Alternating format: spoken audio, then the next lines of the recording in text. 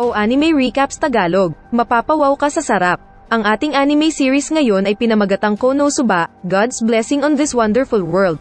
Ang ating bida ay si Seto Kazuma na madalas lumiban sa eskwelahan para makapaglaro ng video game.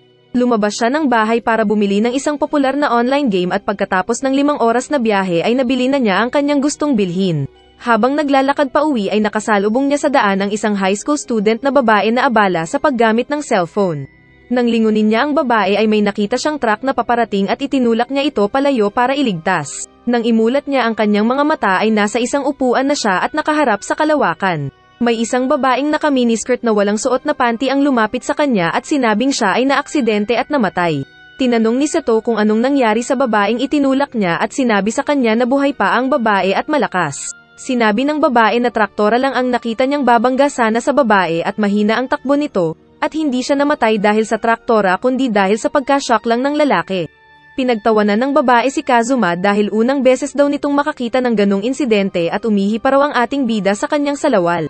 Habang nagkukwento ang babae ay lumapit siya kay Seto na parang bumubulong kung gusto nito ng BJ at lumuhad pa siya sa harap ng ating bida. Nagpakilala ang babae bilang si Aqua na siyang gumagabay sa mga taong maagang namatay at pagkatapos ay pinapili si Seto kung gusto nitong mabuhay muli sa mundong kinagisnan na parang bagong pang-anak o di kaya ay pumunta sa langit pero matanda na. Alam kasi ni Aqua na hindi mag-e-enjoy si Seto sa langit dahil wala nang bayuhan doon at ang tanging gagawin nito doon ay magbilad sa araw. Alam din ni Aqua na hindi gugustuhin ni Seto na mabuhay at muling isilang kaya naisip niyang ipadala si Seto sa isang mundo upang iligtas ang mga naninirahan doon mula sa mga halimaw na nanggugulo. Tinanong naman ni Seto si Aqua kung bakit siya ipapadala sa mundong iyon kung mamamatay din lang siya pero sinabi sa kanya na bibigyan siya ng kahit anong sandata na gusto niyang gamitin o di kaya ay pumili ng kahit sinong makakasama. Bukod pa dito ay hindi niya magiging problema ang lengguwahe sa mundong iyon dahil meron siyang encyclopedia na mapagkukunan niya ng lahat ng impormasyon at madali lang itong pag-aralan. Dahil pakiramdam ni Seto ay pinagtatawanan siya ni Aqua ay pinili niya ito bilang kasama sa bagong mundong padadalhan sa kanya. At sa pagtayo ni Aqua ay lumabas ang isang anghel na may maiksing palda at biglang nagkaroon ng magic circle sa kinatatayuan ni Seto at Aqua. Mula dito ay sinabi ng nakapink na babae na siya na ang bahala sa pwesto ni Aqua para may kasama si Seto sa misyon nito. Labagman sa kalooban ni Aqua ay gustong-gusto naman ng ating bida na makasama siya sa ibang mundo para maibigay nito ang kahit anong hilingin nito sa Diyosa. Pagkarating sa parallel world sa pamayanan ng Axel ay tuwang-tuwa si Seto habang nagtitimpi naman sa galit si Aqua at halos sakalin ang lalaki dahil isinama siya sa mundong iyon.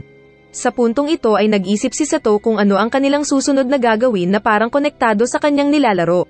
Nagpasya silang pumunta sa guild at dahil nga walang sasakyan ay naglakad na lang sila. Nang makarating sila sa guild sa isang beer house ay tinawag sila ng isang lasinggero at tinanong kung anong ginagawa nila sa ganitong lugar. Sinabi ni Seto sa lasinggero na gusto niyang maging adventurer at talunin ang armada ng Devil King. Tinanggap naman sila ng lasinggero saka sila pinapunta sa admission desk upang magparehistro.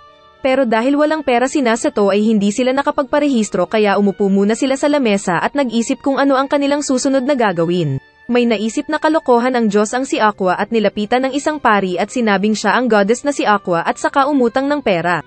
Pero sinabi ng pari na siya ay mula sa Eres sect kaya napahiya si Aqua at aalis na sana pero binigyan pa rin sila ng pari ng pera dahil nakita nitong nagkaproblema sila sa registration fee. Matapos mabayaran ang registration fee ay ipinaliwanag ng nakatuwad na si Luna ang mga panuntunan ng guild. Saka agad din silang binigyan ng card at ipinaliwanag kung paano ito gamitin dahil makikita rin dito ang kanilang kapangyarihan at level. Bagamat nakakuha ng above average ay hindi pa rin ito naging sapat para maging isang adventurer ang ating bida at iminungkahi na lang na maging isang merchant o di kaya ay pumili ng ibang posisyon. Nagulat naman ang mga tsismoso at tsismosa sa bar nang marinig nila ang mataas na level na nakuha ni Aqua kung saan pwede itong pumili ng kahit anong posisyon kagaya ng crusader o di kaya ay swordmaster pero mas pinili nito ang maging isang archpriest. Sa pagsisimula ng kanilang adventure ay sumailalim si Seto sa mabibigat na trabaho araw-araw mula sa pagbubungkal ng lupa hanggang sa pag-aalaga ng kabayo kasama ang mga taong patapon ang buhay. Araw-araw din silang umiinom at naglalasing kasama ng malalaking lalaki at malaki ang chance na nalawlaw na ang Diyosa. Kalaunan ay naisipan nilang gawin ang kill quest kahit level 1 pa lang sila at nangako naman si Aqua na magiging available ang kanilang equipment sa lalong madaling panahon. Dahil hindi pa nila afford mag-hotel ay sasabsaban sila natutulog kung saan tinanghali na nang gising si Aqua.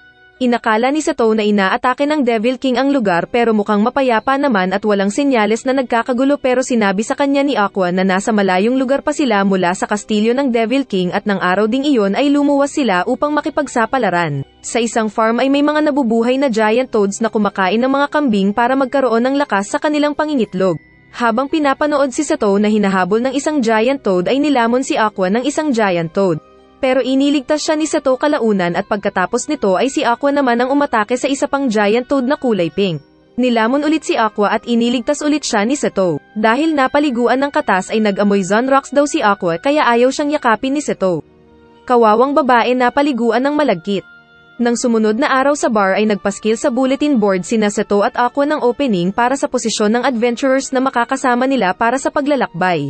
Isa sa mga naging interesado para sa posisyon ay si Megumin na isang archwizard at may kapangyarihang gumawa ng pampasabog. Sa pagpapatuloy ng kill quest ay isinama ng dalawa si Megumin sa farm upang harapin ang iba pang mga giant toads. Ginamit ni Megumin ang kanyang malakas na kapangyarihan upang pasabugin ang isang giant toad pero naubos ang kanyang lakas at siya ay bumagsak sa lupa. Inatake ni Aqua ang isa pang malaking palaka pero supat uli ang tira niya kaya muli siyang kinain ng palaka. Kinain din ng isa pang palaka si Megumin dahil nawala na ito ng lakas pero pareho silang niligtas ng bidang lalaki. Napaliguan ng malagkit na likido ang dalawang babae kaya amoy Zonrox na naman ang mga ito pero nakalimang kills na ng palaka ang mga bida kaya natapos nila ang misyon. Habang nakabitin sa likod ay sinabi ni Megumin na tanging ang paggawa ng pasabog ang kaya niyang gawin at wala ng iba pa. Naisip ni Sato na walang silbi ang skill ng babae kung isang beses lang niya itong magawa sa isang araw. Sinabi niyang last mission nila iyon kasama ni Megumin pero binulong ng babae na gagawin niya ang lahat basta wag siyang tanggalin sa grupo. Tumanggi ang lalaki pero ginapos na siya ng legs ng babae na masarap sana kung sa harap. Nang marinig ng tatlong magagandang dilag ang sinabi ni Seto na iiwan niya ang babae ay inakala nilang binayo na ng ating bida si Megumin. Umarte naman si Megumin na parang nasasarapan sa ginagawa sa kanya ni Seto habang ang tatlo ay naiirita sa naririnig. Pag-uwi ni Seto ay natanggap niya uli ang kanyang reward pero kung hahatiin nila sa tatlo ay napakaliit ang kanyang makukuha. Tumingin ulit siya sa bulletin board upang pumili ng job offer. Habang pinag-iisipan ang kanyang susunod na gagawin ay lumapit sa kanya ang isang babaeng nagngangalang Darkness na isang crusader at gustong maging adventurer. Tumirik ang mga mata ni Seto nang makita ang napakagandang babae at ang malulusog nitong bola-bola. Nagulat siya nang mapagtanto na masuches pala ang babaeng knight na iba ang ngiti na kumapit sa kanya. Kahit nalilibugan ang ating bida ay nagpakipot ito ng kaunti at sinabing hindi niya magagawang gamiting panangga sa laban ng isang babae lalo na kung type niya. Matapos makilala si Darkness ay nagpakilala naman ang isa pa niyang kaibigan na si Chris na mukhang hindi rin nagsusuot ng panty. Meron itong kapangyarihan na tinawag na steel skill at tinuruan si Seto kung paano ito gawin. Tuwang-tuwa naman ang ating bida nang masungkit niya ang manipis na panty ni Chris at sinabing jackpot. Nang sinubukan ni Seto ang teknik kay Megumin ay muli na namang nakasungkit ng jackpot ang ating bida. Nagalit sa kanya si Megumin at tinawag si Seto na magnanakaw ng panty tulad ng kapitbahay nyo, pero nakiusap pa rin siya sa ating bida na ibalik ang kanyang panty. Nagmamakaawa naman si Darkness na sumali sa grupo at napapahalinging pero nagdadalawang isip pa rin si Seto. Kalaunan ay nag-usap ang grupo tungkol sa Devil King na sa simula pa ay gusto nilang talunin. Sinabi ng ating bida kay Darkness na kapag nahuli ito ng Devil King ay magiging mas mapanganib pero sinabi ni Darkness na handa na ito sa kahit anong panganib. Sa isang emergency ay sumama si Seto sa lahat ng adventurers upang harapin ang paparating na panganib. Sumalakay sa nayon ang daan-daang lumilipad na repolyo na ikinatuwa naman ni Aqua dahil maraming kakainin ang mga taga-nayon. Hanep kasi ang repolyo doon dahil hindi na itatanim at lumilipad sila para tumakbo ng disyerto at doon namamatay para hindi makain ng mga tao. Nagpakitang gilas naman si Darkness sa paghuli ng mga repolyo gamit ang espada pero hindi siya makatama kahit isa. Nakita ni Darkness na inaatake ng mga repolyo ang dalawang lalaki kaya prinotektahan niya ang mga ito sa pamamagitan ng pagsanggalang sa kanyang sarili. Habang tumetama ang mga repolyo sa kanyang katawan ay nasisira ang kanyang baluti sa katawan at unti-unting napupunit ang kanyang damit. Ngunit sarap naman ang mga lalaking nanonood lalo na sa pagyugyug ng sarili niyang repolyo sa dibdib.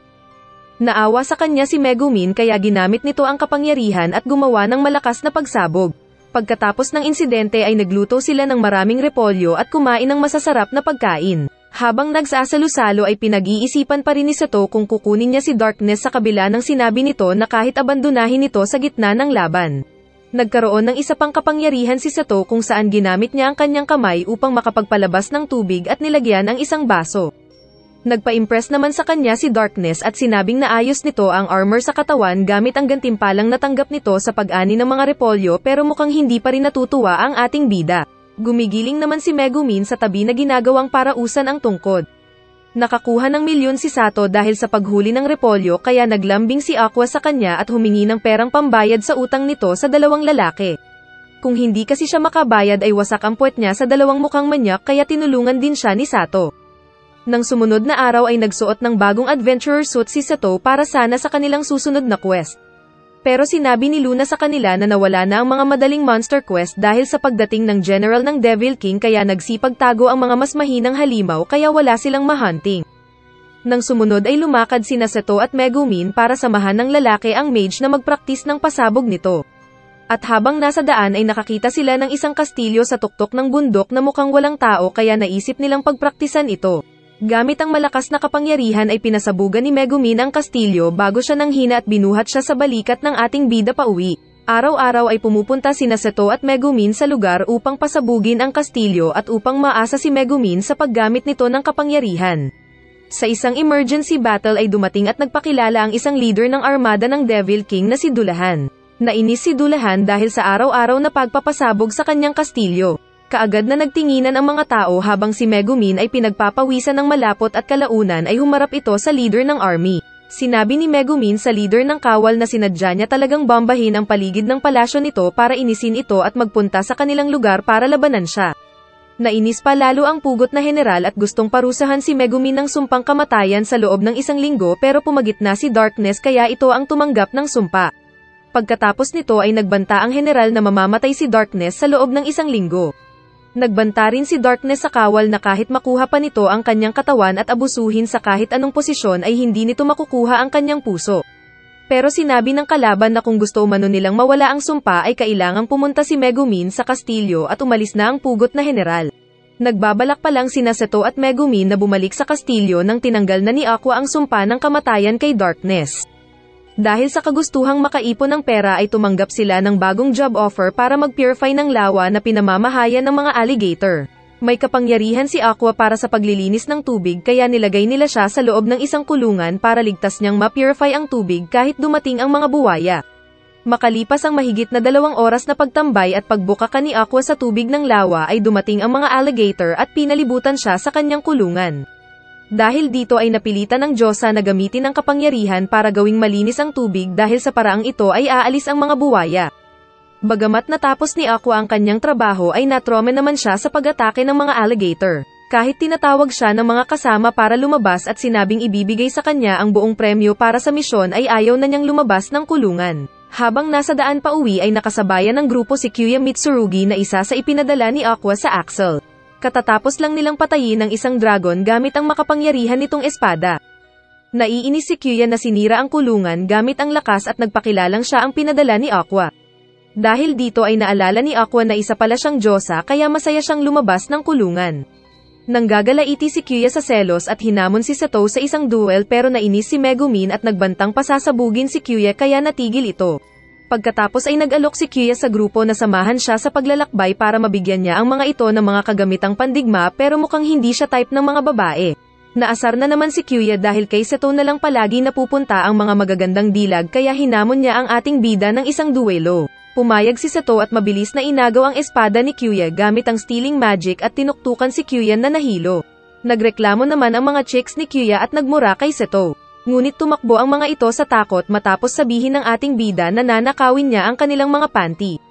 Nang sumunod na araw ay sumugod si Kyuya sa bar matapos pagtangkaan ni Sato na habarin ang mga panty ng kanyang mga kasama. Pero sinuntok siya ni Aqua dahil sa pagkasira ng cage at sinabing bayaran niya ang pagpapaayos ng kulungan at agad naman siyang nag-abot ng pera. Kalaunan ay nagmakaawa si Kyuya kay Sato na ibalik na ang kanyang cursed sword at nangakong papalitan na lang ito ng isa pang espada pag nakabili na siya ng bago. Halos maiyak na ng todo si Kyuya nang mapag-alaman na ibinenta na pala ni Sato ang kanyang cursed sword at lumayas kasama ang kanyang 2 patutot. Muling biglang ipinatawag ang lahat ng mga bida at mga mandirigma sa lugar na iyon dahil dumating uli ang pugot na general na si Beldia. Galit na galit pa rin ito dahil patuloy pa ring binobomba ang tahanan nito. Sinabi ng mga bida na tahimik na sila pero tinuro ni Beldia si Megumin na salarin kaya pinagalitan ito ni Sato. Nagtaka ang lalaki dahil paano siya nakakalakad pa uwi kada magpapaputok siya ay nanghihina ang babae. Nagilty naman na pasipol-sipol si Aqua dahil siya pala ang kasama ni Megumin kaya pinagalitan din siya ni Seto. Nagpalusot naman ang cute na si Megumin na ginamit niya lang ang kapangyarihan sa mga burol pero dahil gusto niya ng malaki at matigas na bagay ay sinubukan niya ulit gamitin ang kapangyarihan sa kastilyo.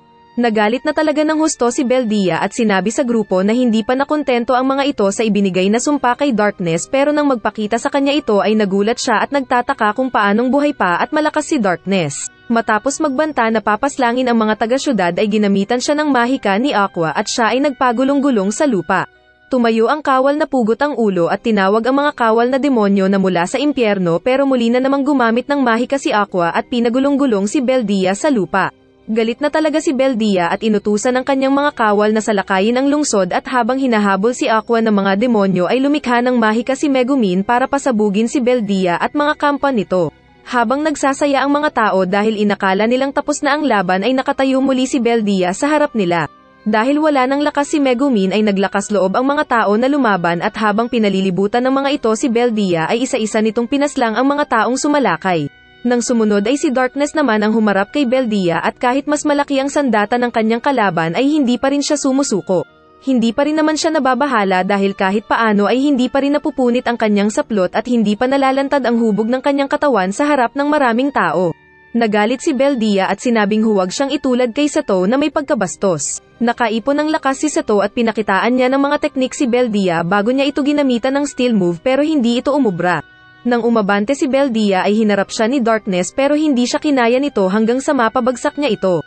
Ginamit ulit ni Seto ang kanyang kapangyarihang lumikha ng tubig para iligtas si Darkness at matapos matuklasan na ang kahinaan ni Beldia ay tubig ay lumikha si Aqua ng delubyo at binaha ang buong syudad. Matapos ang sakuna ay sinubukang kunin ni Seto ang espada ni Beldia pero sa halip na espada ay ang ulo ni Beldia ang kanyang nakuha at habang pinaglalaroan ang ulo nito na parang soccer ay ginamit ulit ni Aqua ang mahika nito upang tuluyang burahin si Beldia. Akala ni Darkness kung patay na ang mga siga nitong dating kagrupo kaya nagdasal siya para sa mga ito pero nasa likod lang pala silang buhay. Binuhay pala ito ni Aqua gamit ang kanyang healing ability at sisiw lang ito para sa kanya. Nang sumunod na araw ay nagparty ang grupo sa pagtatagumpay nila sa laban na may kasamang reward mula sa may matambok na bundok na si Luna. Pero dahil sa pinsalang idinulot ng baha sa syudad ay ginamit nila ang reward money para sa rehabilitation ng lungsod. Nagreklamo si Seto dahil wala silang pera para makabayad ng utang at sinisi si Aqua pero sinabi rin nito na wala silang magagawa dahil iyon lang ang tanging paraan upang iligtas ang lungsod laban kay Beldia. Lumapit naman sina Megumin at Darkness para magtanong kung ano ang kanilang susunod na gagawin. Para sa kanilang susunod na quest ay pumunta sila sa kapatagan ng nyebe para pumatay ng snow sprites. Kitang-kita naman ang hubog ng katawan ni Darkness nang hindi siya naka-body armor. Sa pagsisimula ng quest ay pinasabugan ni Megumin ang mga snow sprites kung saan nakapatay siya ng siyam. Subalit ang nangyaring pagsabog ay nakagambala sa isang Winter Shogun. Ang malakas na Winter Shogun ay pinutol ang espada ni Darkness. Kaagad namang lumuhad at humingi ng paumanhin si Aqua sa Winter Shogun habang sinasabi kay Seto na gawin din ito. Si Darkness na naputol ang espada ay hindi naman natakot sa Winter Shogun at hinamon pa ng one-on-one pero inawat siya ni Seto at pinayuko ang kanyang ulo. Dahil sa espadang hawak ni Seto ay pinugutan siya ng ulo ng Winter Shogun. Sa kabilang mundo kung saan humarap si Seto kay Ares ay isinalaysay niya na pinaslang siya ng Winter Shogun. Inuumpisahan pa lang ni Ares ang ritual para mapunta uli sa mundo si Seto pabalik ng Japan kung saan magiging isa siyang mayamang tao nang tumawag si Aqua at inutusan si Seto na bumalik sa piling niya. Bawal sana ito ngunit dahil blinakmail ni Aqua si Ares ay pinabalik ni Ares ang lalaki pero sinabing secret lang nila ito. Nabuhay nga ulit ang ating bida na nakakandong ang ulo sa malambot na pagitan ni Aqua at may bonus pang yakap sa dalawang babaeng ninakawan niya ng panty. Hindi pa rin maalis sa isip ni Seto si Ares na kinabighanian ng bida, habang nilalantakan ng kanyang mga kasama ang maraming pagkain sa mesa. Nagrereklamo at nangangatog sa lamig si Aqua na nasa harap ng bonfire at binalak niyang sunugin ang orihinal na damit ni Seto pero pinigilan siya ng lalaki. Nang namatay ang apoy ay tumuwad siya para hipan ang apoy sa harapan ng bida. Ikaw boy, ano ang gagawin mo sa ganong sitwasyon? Isang araw ay bumisita sina Seto at Aqua sa isang magic shop na pagmamay-ari ng isang mahiyaing babae na si Wiz. Kalaunan ay napag-alaman na si Wiz ay isa sa mga general ng Demon King na siyang in charge sa pagprotekta sa barrier na nakapalibot sa kastilyo ng Devil King. Ibinunyag niya na mabubuksan lang ang kastilyo kapag natalo na sa laban ang lahat ng leader ng hari. Wala naman daw siyang pakialam kung tinapos na ng mga bida si Beldia dahil manyakas din umano ito at ginagamit pa ang pugot na ulo nito upang bosohan ang matambok niyang paraiso. Para matulungan ang bida ay sinabi ni Wiz na nais niyang turuan si Seto kung paano manghigop ng mana at health mula sa iba pero kailangan niya ng enerhiya para dito. Nagboluntaryo si Aqua pero dahil opposite ang kapangyarihan ni Wiz na witch kay Aqua na purifier ay muntik ng mad-edo si Wiz kung hindi binatukan ni Seto si Aqua. Kalaunan pa ay na-upgrade ni Seto ang skill at natuto na siyang manghigop ng lakas. Sa isang mansion kung saan tumuloy ang grupo para paalisin ang mga multo na nakatira dito ay pinaalis ni Aqua ang marami dahil sa inis. Natulog naman ang iba pa dahil malaki ang kumpiyansa nilang bahala na si Aqua na maglilinis doon. Habang natutulog ay may nakitang manikang nakaupo si Seto na wala naman doon kanina. Habang pinipigilan ang kanyang takot ay pinagpiestahan siya ng mga manika hanggang sa mapadpad siya sa kwarto ni Aqua pero si Megumin ang naroon. Hinabol din pala ito ng mga manika sa sarili nitong kwarto kaya nagpunta siya sa kwarto ni Aqua pero wala doon ang babae. Dahil naiihi na si Seto ay papasok na sana siya ng banyo pero hinawakan siya ni Megumin na natatakot at sinabing sabay silang magtungo doon at sabay umihi. Hindi pa sila nakakapagbanyo nang biglang magpakita sa kanila ang mga nakakatakot na manika sa bintana kaya napatakbo palabas ang dalawa. Si Seto na nasa hallway ay nakakita ulit ng mga manika sa sulok at nagmamakaawa kay Megumin na papasukin siya sa banyo. Pinilit buksan ni Seto ang pintuan ng banyo at hinila si Megumin na umiihi kaya lumabas itong walang saplot saka sila tumakbo. Nagtago ang dalawa sa bodega habang pinipilit ng mga manika na buksan ang pinto. Naisip nilang biglain ang pagbukas ng pinto saka tumakbo pero nauntog pala si Aqua na nasa labas at nahilo kasama ang maraming mga manika. Matapos ang insidente ay nakakuha ulit sila ng reward at naging sila na rin ang may-ari ng bahay na iniwan ng mga multo. Si Seto kasama ang kanyang mga kaibigang adventurers na sina Keith at Dust ay pumunta sa isang shop na pagmamayari ng Succubay na nagbibigay ng erotic na panaginip sa mga male adventurers. Ngayon lang daw makakatikim ng masarap na putahe ang ating bida. Si Seto ay pwedeng pumili ng babae na makakasama niya sa kanyang panaginip nag-e-exist man ito sa totoong buhay o hindi. Sa isang dinner kasama ang mga babae ay nabighani si Seto sa mga ngiti ni Darkness pero nang malasahan niya ang laman ng crab ay marami siyang nakain dito. Ngunit hindi siya pwedeng maglasing dahil pinagbawal ito ng sexing succubay na nakausap niya. Nagpaalam na siya sa mga babae para maagang matulog pero dahil hindi makatulog ay naligo na lang siya. Kaso ay naidlip siya at pagmulat ng mata ay nakita niya ang pumasok na sexing katawan ni Darkness. Naisip ni Seto na ito na yung in-order niyang masarap na panaginip kaya aalis sana siya pero inutusan niya si Darkness na kuskusin ang katawan niya gamit ang cocomelon nito. Nahihiya si Darkness kaya si Seto na ang lumapit at inutusan ng babae na panasan ang likod nito. Habang pinupunasan ang likod ni Seto ay narinig nila ang sigaw ni Aqua na may nahuli silang intruder. Dali-dali siyang lumabas ng banyo upang magreklamo pero nakita siya ni na Aqua at Megumin at sinabing may natrap sa barrier na isang intruder. Nang makita ni Seto ang intruder ay napagtanto niyang ito talaga ang inutusan para sa kanyang panaginip kaya agad niya itong dinepensahan laban sa pag-atake ni Aqua. Lumabas naman si Darkness sa banyo at sinabing sinapian ng masamang espiritu si Seto dahil naging manyak ito. Pinaghahampas nila si Seto hanggang sa makatulog samantalang nakatakas ang succubus. Kinabukasan ay hindi raw maalala ni Seto ang mga pangyayari kung saan kinokontrol siya ng isang succubus bagamat kinikilig sa kanya si Darkness lalo na nang niyaya niya ito ng plakplokan sa bathtub. Sa isang emergency quest meeting ay humingi ng tulong ang grupo ni Seto sa mga tao upang tulungan sila sa kanilang misyon na wasakin ang destroyer na isang sinaunang sandata na mapanganib at kasalukuyang naglalakbay patungo sa kanilang lungsod. Umaasa ang mga tao sa explosion magic ni Megumin bagamat hindi pa ito nakakasiguro kung kakayanin itong pasabugin ang destroyer. Nagpresenta naman si Wiz at sinabing isa rin siyang adventurer na ipinagmamalaki ng mga tao. Kalaunan ay ibinunyag ni Darkness kay Seto ang kanyang tunay na pangalan bilang Dust Inesford Lalatinan na galing sa isang mayamang pamilya. Pero nang kantsawan siya ng lalaki ay nagalit ang bigatin ang boobs na knight. Sa pagdating ng destroyer sa nayon ay ginamit ni Aqua ang kanyang sacred break spell upang lusubin ang kalaban at masira ang protective barrier nito. Pagkawasak ng barrier ay agad na sinundan naman ng pinagsanib na explosion magic ni Megumin at Wiz ang pag-atake na siyang nagpabagsak sa destroyer sa mismong harapan ni Darkness. Subalit natuklasang nag-self-destruct mode ang destroyer at ngayon ay nanganganib ang buong syudad. Habang nagsisilikas ang mga tao ay sinabi naman ni Darkness na hindi dapat umaatras ang isang kabalyero sa laban at dali-dali itong pumunta sa kinaroroonan ng destroyer upang pigilan ang pagsabog nito. Lumakas naman ang loob ng mga tao at sabay-sabay ding sumugod na parang mga langgam. Iminungkahi ni Wiz na kung mahahanap nila ang controller ng destroyer ay posibleng mapahinto nila ang self-destruct mode. Sa loob ng destroyer ay may nakita silang kalansay ng isang tao na nakaupo sa trono na kalaunan ay napag-alamang lumikha ng destroyer. Nang mahanap nila ang power core ng destroyer ay humiling si Whis kay Sato na makipaglaplapan pero hinigop lang ang enerhiya nito at nagkaroon si Whis ng kapangyarihang teleportation. Ayan ang akala mong sipsipan na parang langit ay naging pasakit pala. Kaso ang problema ay limitado lang ang kontrol ni Whis sa lugar na pagdadalhan sa power core. Pwede rin namang random teleport kaso lang kapag basta-basta na lang naipadala ang power core ay posibleng bumagsak ito sa mataong lugar. Pero nangako naman si Sato na aakuin niya ang responsibilidad kaya walang alinlangan na pinag-teleport ni Whis ang power core. Akala nila ay ligtas na ngunit nararamdaman ni Darkness na delikado pa rin ang destroyer sa kabila ng pagtanggal ni Sato sa power core. Naisip ni Sato na hiramin ang lakas ni Aqua para may magamit si Whis nang biglang dumating si Megumin na nakasakay sa likod ng tao na ang itsura ay mukhang patapon ang buhay. Ginamit ni Sato ang Drain Touch upang maipasa ang enerhiya mula kay Aqua papunta kay Megumin na siyang magpapalakas sa explosion power nito. Matapos makakuha ng sapat na enerhiya ay muling sumayaw si Megumin ng sayaw ng pagpapasabog at pinasabog niya ang destroyer, at sa wakas ay naging payapa ang syudad. Nagbalik tanaw si Sato sa kanilang naging karanasan at naghanda para sa bagong simula ng adventure.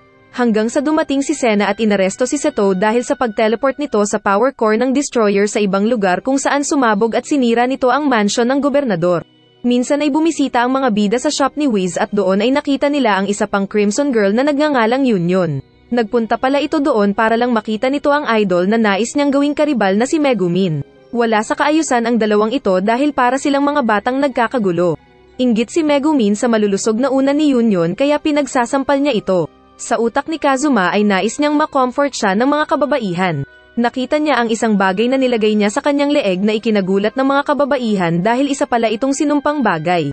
Kapag hindi niya nakuha ang kanyang wish sa loob lang ng 4 na araw ay masasakal siya at mamamatay ng tirik ang mata.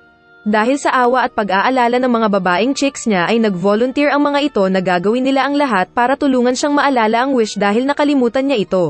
Sinabi ni Aqua na bubuhayin na lang niya siyang muli kapag namatay ang bida pero sinabi ng lalaki na hindi na siya babalik sa mundong iyon kung sakali. Kaya napilitan din si Aqua na pagsilbihan ang lalaki. Agad na ginawang una ni Kazuma ang mga legs ni Whis at pinaghihipuan ang mga makinis na tilapia.